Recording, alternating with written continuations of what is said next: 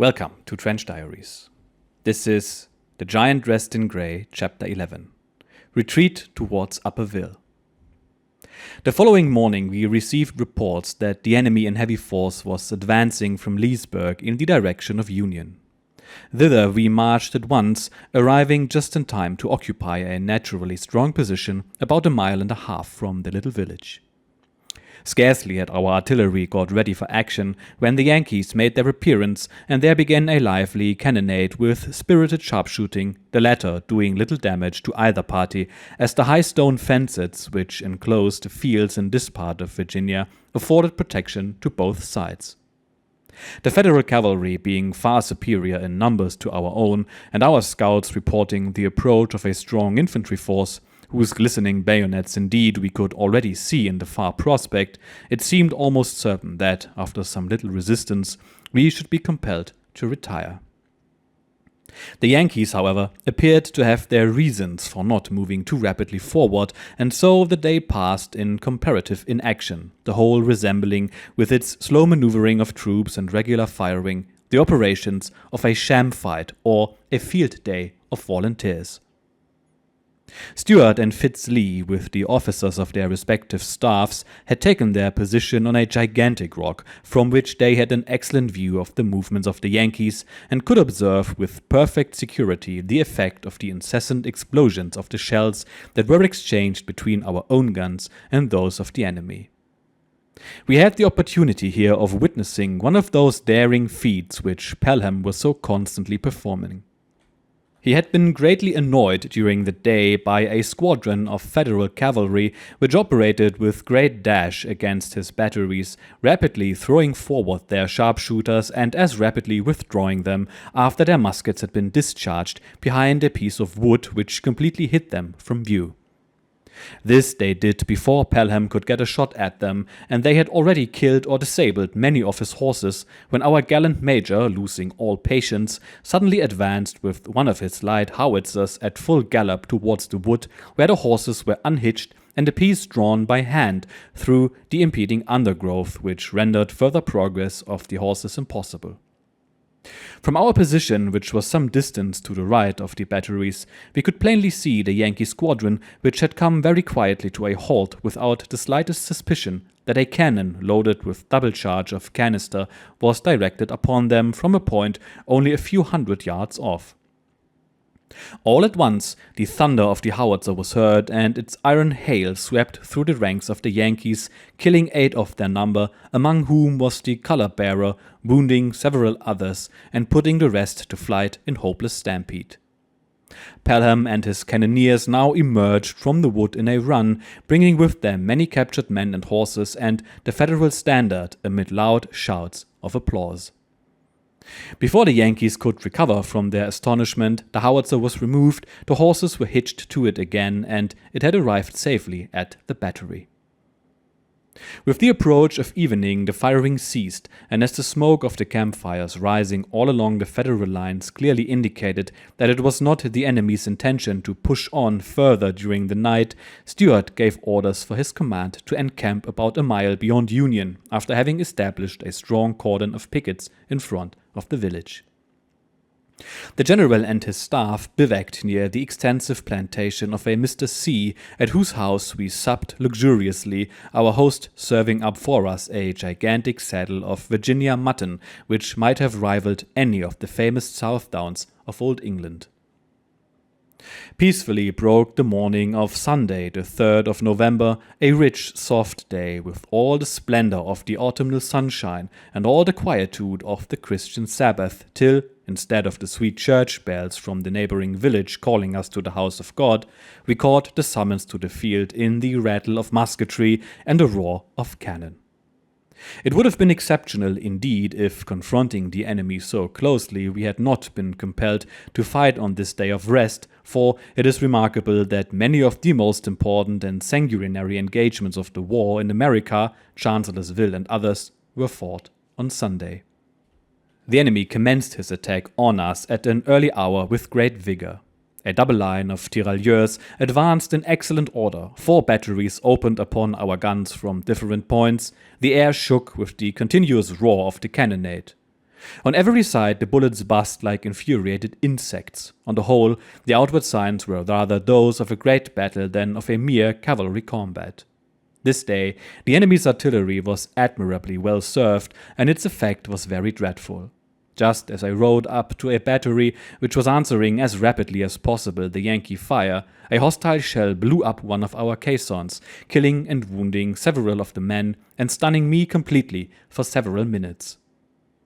For some time the fire was terrific at this spot. In less than half an hour one battery alone lost 15 men killed and wounded, and I was obliged to force the frightened ambulance drivers to the assistance of their suffering and dying comrades by putting my revolver to their heads and threatening to shoot them if they did not go. On our right, the sharpshooting grew warmer and warmer, the enemy bringing line after line of their dismounted men into action, and I was dispatched thither by General Stuart to watch the movements of the Yankees and to animate our soldiers to an obstinate opposition. Here I found my dashing friend Rosser stationed with his brave fellows of the 5th Virginia Cavalry. In reply to my question as to how he was getting along, he said, "Come and see for yourself." So, to obtain a good look at the enemy, we rode forward together through the wide gaps in the stone fences which had been made to admit of the passage of cavalry and artillery, and presently discovered, somewhat late, that we had got much nearer to our antagonists than we had intended. Suddenly, the Yankee sharpshooters emerged from behind rocks and trees, sending their bullets in most alarming proximity to our ears and running forward to cut us off from our line of retreat. Fortunately, we were both well mounted and our horses had escaped a wound, so that we were able to clear the stone fences where they stood in our way without difficulty. The steeplechase afforded great amusement to Rosser, who seemed delighted at having got me into what he called a little trap, but what I regarded as an exceedingly ticklish situation. As the far superior numbers of the enemy's cavalry, which up to this time we had successfully opposed, began now to be reinforced by infantry, General Stuart at last decided to fall back upon a new position. The retreat through Union was admirably covered by Pelham with his artillery and was executed with great steadiness and order under a perfect hail of shot and shell, which, crashing through the houses of the little village, had already set on fire several stables and straw ricks. The furious flames leaping from one to another of these great masses of combustible material and the dense volumes of smoke that rolled from them added to the terror and confusion of the scene, which now became truly frightful. On a ridge behind a small creek where we had encamped the previous night, about a mile and a half beyond the town on the road leading to Upperville, we halted and again confronted our assailants, who did not keep us long in waiting for their attack. And after half an hour had elapsed, the thunder of cannon again shook the air, and the sharpshooters on either side were hotly engaged. The enemy here, by a resolute and united charge, drove a portion of our dismounted men back in some confusion through the woods, and the officer in command, the gallant young Captain Bullock of the 5th Virginia, in the attempt to rally them, had his horse shot under him, and before he could get on his legs again, found himself surrounded by the Yankees, who demanded his surrender. Bullock, however, responded with 2 shots of his revolver, killing 2 of his adversaries, and then endeavored to save himself by flight. The whole incident having taken place within 50 paces of Stuart and myself, we could see and even distinctly hear the Yankees as they gave chase to our poor captain. Taking some of our couriers and such of the tirailleurs as had recovered from their stampede with us, we galloped forward at once to the assistance of our brave comrade, whom we succeeded in rescuing from his pursuers, but in a state of such utter exhaustion that we had to lift him to the back of one of the led horses that chanced to be on the spot. After a short but spirited resistance, we were again compelled to retire, turning round and showing fight wherever the nature of the ground would admit of it, until late in the afternoon we took a new position near the large estate of Colonel Delaney, which was of some strategical importance. Preparing for a more serious opposition to the movements of the enemy, Stuart and myself had halted on an eminence which afforded an extensive view of the surrounding country, when a squadron of Federal cavalry, which came trotting along over an open field in beautiful lines as if on parade, and which had seemed quite disdainful of the opposing host, attracted our attention. Stuart turned to me and said, "Major, pray amuse yourself with giving these gentlemen a lesson. Take 2 of Pelham's guns, place them in such a position as you think best, and receive our impudent friends with a proper salute." Our cannoneers followed me with loud expressions of joy, bringing with them the 2 howitzers to a small hill where dense bushes concealed our preparations from the enemy's notice. The guns were carefully aimed, and when the hostile squadron came within easy range, both shots sounded simultaneously, the shells exploding with wonderful accuracy right in front of the foe, emptying several saddles and driving our contemptuous adversaries into headlong flight, along the line of which we sent several missiles from the howitzers with less effect. All our pieces were now concentrated on a wooded acclivity and were soon brought into a spirited cannonade with 4 or 5 hostile batteries.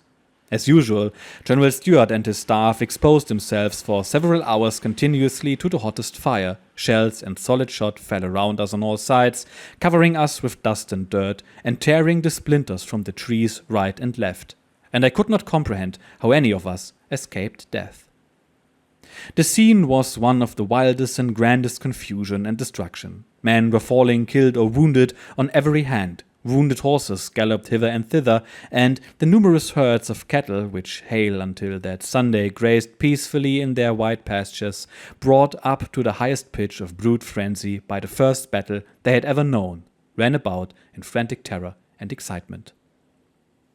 In the very fury of the cannonade, 1 or 2 little incidents excited our surprise and amusement. A shell, falling in the midst of a large flock of sheep, exploded there, and we thought that the greater part had been converted into mutton. But when the dust and smoke had cleared away, we saw the frightened animals scamper off, not one of their number missing, and all apparently unhurt. A few minutes afterwards, a stout young bullock out of a herd of oxen that had been galloping up and down for a considerable time before our batteries suddenly threw a somersault and lay, to all seeming, dead upon the field, but presently got on his legs again, and after reeling and tumbling about for a while in a drunken sort of way, started off all at once with the speed of an arrow. I have already mentioned cases of prostration by windage of cannonballs. A more diverting instance occurred in a later fight with one of our soldiers, a North Carolinian, who, lying flat on his back, apparently badly wounded, answered to General Stuart's inquiry whether he was hurt. "Oh, General, I shall soon be all right again, but I am dreadfully demoralized by a bombshell." The fact being that a cannonball passing very close to his head had knocked him over. With the darkness of evening, our situation became critical. Our artillery had lost many men and horses. Our cavalry, having been exposed all day to a murderous fire, had also suffered severely, and our sharpshooters were unable any longer to resist the double and triple lines of Federal tirailleurs, which were again and again sent against them. General Stuart accordingly determined to retreat to Upperville, and ordered me to recall our dismounted men all along the line. To obey this order, I had to ride to our extreme right, where Captain Farley, with a small body of riflemen, occupied some haystacks, which he had held all day against the vastly superior numbers of the enemy. As I was the only man on horseback in range of the Yankee carbines, I was exposed for the whole distance to a heavy fusillade, but returning was yet more perilous. For having to ride between the enemy and our own troops, the former hotly pursuing, and the latter, in their dogged retreat, returning with spirit every shot that was sent after them, I was subjected to 2 fires, and was in as much danger of being killed by friendly as by hostile bullets. The Yankees did not continue their pursuit after nightfall, and allowed us to retire quietly to the vicinity of Upperville, about a mile from which place we bivouacked. A feeling of devout and fervent thankfulness possessed my heart, as I lay down on my blanket for a short night's rest, and recalled the innumerable dangers through which I had safely passed on that exciting, eventful day. These smaller combats with the enemy are far more dangerous than great battles. Especially is this true as regards the staff officer who, having to be constantly in the saddle, remains throughout the day exposed to the enemy's particular attentions. In a general engagement there is much more rattle of musketry and thunder of cannon, but the fire is not so much concentrated upon a small tract of ground, and 4/5 of the balls and bullets which wound or kill find their mark accidentally. 3rd November.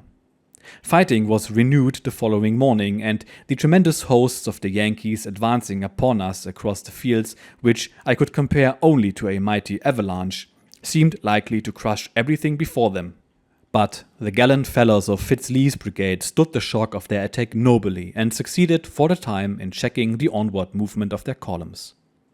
Stuart, perceiving, however, that he could not long maintain his ground, sent me off in the direction of Paris to select a new position where the nature of the country would facilitate further resistance. This I soon found near Ashby's Gap, a few miles from Upperville, where a range of mountains, spurs of the Blue Ridge, accessible for a long distance only by a single road, made successful opposition to a far superior force possible. On my return to the general, the conflict had reached its height, and, in my opinion, the urgent necessity of immediate retreat was patent to all. Nevertheless, Stuart was for continuing the struggle. Again and again, animating his men by his presence and the exposure of his own person, he led our admirable soldiers to the conflict. Not until one of our caissons had been exploded by a well-aimed shot, not until Colonel Wickham, temporarily commanding Fitz-Lee's brigade, had been wounded at my side, a fragment of shell striking him in the neck, not until the hostile infantry was outflanking us on either side, was the order given for the withdrawal, which, in consequence of the long delay of our commander in issuing the order, was managed, I am sorry to say, with a great deal of haste and confusion, and came very near being a rout. The dismounted sharpshooters, running back hurriedly to their horses, upon gaining them, rode off, without forming in every direction, the regiments themselves exposed to a concentrated withering fire of the enemy, galloped confusedly and in precipitation through the narrow streets of Upperville, followed by the hostile cavalry in eager pursuit. General Stuart and myself were the last of our column to ride through the village, escaping almost miraculously the Yankee balls and bullets that whistled after us, and both receiving slight injury from a falling chimney which, at the very moment of our passing by it, was struck by a shell and toppled over by the explosion, the shattered stones and bricks flying far and wide.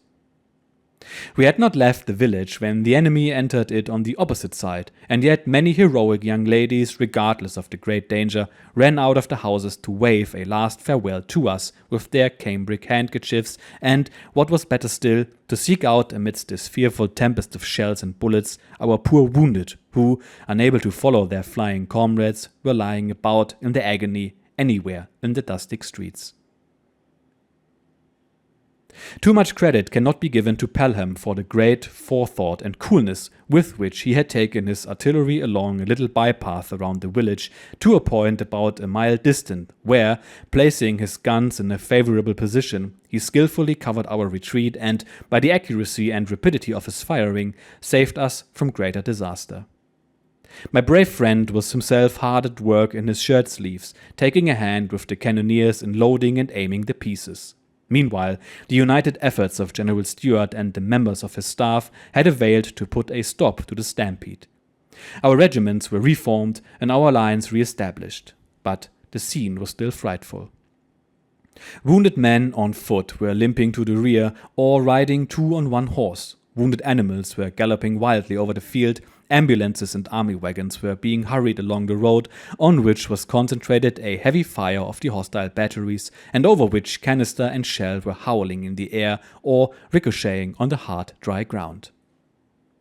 Pelham's guns were now in a very dangerous situation, a squadron of Federal cavalry having advanced against them at a gallop and having dismounted and placed a number of men behind a stone fence not more than 200 yards distant, from which they poured a fatal carbine fire upon the gunners and artillery horses. I tried my best to lead two squadrons of one of our regiments forward to a charge, that I might drive the Yankees from this position, but after following me at a gallop to within 80 yards of the wall, they broke into rapid flight at the murderous volley of the sharpshooters. Pelham was doing his best in the meantime to dislodge the bold riflemen by firing canister at the wall, but this had not the desired effect in consequence of the thickness of the barrier, so I shouted out to him, "Try solid shot," which he did at once and with the best results. Every ball demolished large sections of the fence, scattering the fragments of the stones all around, killing and wounding many of the sharpshooters behind it, and driving off the rest, whom we pursued, cutting down and taking prisoners nearly all of them.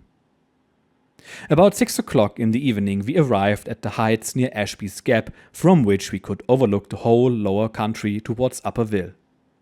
In the waning light of the day we could plainly discern that for a considerable distance it was covered with the dark masses of the enemy, with their long cavalry columns and artillery trains, so that we had no reason to indulge chagrin at having been put to flight by numbers more than 10 times superior to our own. The exceeding narrowness of the approach and the 2 mountain ridges stretching out on either side of it made defense an easy affair, not to mention the fact that D.H. Hill with his division was only a few miles farther back, ready to come to our assistance at any moment that this might be necessary. The hostile batteries occupying the heights near Upperville kept up an incessant firing upon our troops ascending the mountain, but not being able at so great a distance to get the necessary elevation, their shells fell and exploded innocently at the base of the ridge, and our own batteries did not any longer respond. Only a 12-pounder Whitworth gun, which yet held its position half a mile in our rear, maintained the fight, and here stood its very first trial magnificently. Being on the higher part of the mountain, watching closely the enemy's movements with my trusty field glass, I had the full opportunity of witnessing the wonderful efficiency and accuracy of this gun. When the wholly ineffective bombardment of our position had been carried on for some time by the Federal batteries, I heard all at once the sharp, clear report of the Whitworth, and distinctly saw the ball strike at a distance of 4 miles from the gun, right in the midst of the enemy's artillery, which, changing its position again and again as the Whitworth missiles became more and more destructive, at last altogether retired. Firing ceased entirely with the coming darkness, and as we saw by the Yankees going into camp, and that the pursuit would not be continued by them until the following day, we determined to give rest to our weary men and horses, and the glow of our bivouac fires was soon reflected from the mountains around us. Once again our man has escaped countless brushes with death. Particularly of interest in this episode, however, is his constant praise of John Pelham, who is commanding the so-called horse artillery of General Stuart. Pelham was known throughout his life as a most courageous and skilled officer. He would fall on March 17, 1963, just 5 months after the events described in this chapter, while partaking in a cavalry charge no less. Anyway, winter's coming, and we will see how our author fares in the next episode. Cheers.